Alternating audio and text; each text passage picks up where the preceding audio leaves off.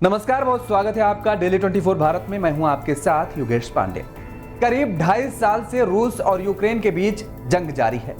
एक तरफ यूक्रेन का समर्थन नाटो कर रहा है तो दूसरी तरफ रूस अकेले मैदान में डटा हुआ है। वाशिंगटन में हाल ही में हुए नाटो शिखर सम्मेलन के बाद रूस को चारों तरफ से घेरने का फैसला किया गया। नाटो देशों ने पहले ही रूस के खिलाफ कड़े प्रतिबंध लगा दिए हैं और ऐसे हालात में रूस अब चीन के साथ दोस्ती मजबूत कर रहा है। नाटो के 32 देश रूस को चारों तरफ से घेरने में जुटे हैं और इनमें से अमेरिका, ब्रिटेन, जर्मनी और फ्रांस पूरी तरह से रूस के सामने आ गए हैं। उधर छोटा सा देश यूक्रेन चट्टान की तरह रूस के सामने खड़ा है। नाटो देशों की मदद से यूक्रेन पीछे हटने को तैयार नहीं है और ऐसी स्थिति में रूस के राष्ट्रपति पुतिन पूरी तरह से बौखला गए हैं। रूस से लड़ने के लिए अमेरिका ने यूक्रेन को F-16 लड़ाकू विमान दिया है। इसके अलावा अमेरिका के ही हिमार्स रॉकेट रूस में तबाही मचा रहा है और इसके अलावा ब्रिटेन ने यूक्रेन को स्टॉर्म शैडो क्रूज मिसाइल दिया है। वहीं फ्रांस ने यूक्रेन को सीजर तोप दिया है जो रूस को फ्रंट मोर्चे पर चुनौती दे रहा है। नाटो के चक्रव्यूह में घिरे रूसी राष्ट्रपति पुतिन ने परमाणु हमले की धमकी तक दे दी है।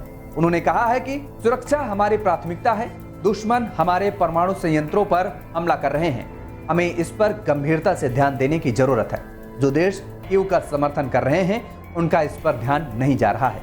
यह उनकी बहुत बड़ी गलती है और इसे याद रखेंगे। यदि रूस ने इन देशों पर परमाणु हमला किया तो करीब करीब आधी दुनिया तबाह बर्बाद हो जाएगी। कहा यह जा रहा है कि पुतिन 16 देशों पर परमाणु हमला कर सकते हैं। यूक्रेन के 20% इलाकों पर रूस ने कब्जा कर लिया और इस युद्ध में रूस का भी बड़ा नुकसान हुआ। भारी संख्या में रूस के सैनिकों की मौत हुई। दूसरी तरफ यूक्रेन के सैनिकों और नागरिकों की भी मौत हुई। अपने को चौतरफा घिरा देख अब पुतिन घबरा गए। पिछले कुछ महीनों से लगातार वे परमाणु हमले की चेतावनी दे रहे हैं और अब पुतिन ने परमाणु हमले को लेकर फैसला लेने के लिए 25 जुलाई की तारीख तय की है। उन्होंने कहा है कि अगर पश्चिमी देश पीछे नहीं हटते तो रूस परमाणु हमला करने में देर नहीं लगाएगा। रूस ने अपनी मिसाइलों में पहले से परमाणु हथियारों को एक्टिव मोड में रखा है और अब रूस को चीन और नॉर्थ कोरिया का भी साथ मिल रहा है और नाटो की यूक्रेन को मदद के बाद रूस पूरी तरह से बौखलाया हुआ है, जिसकी वजह से अब यूक्रेन को वॉर जोन में काफी नुकसान उठाना पड़ रहा है।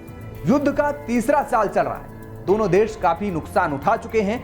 ना तो रूस रुकने के मूड में है और ना ही यूक्रेन। इस भयावह जंग का परिणाम काफी दर्दनाक होने वाला है क्योंकि जब परमाणु जंग की शुरुआत होगी तो खामियाजा पूरी दुनिया को भुगतना पड़ेगा।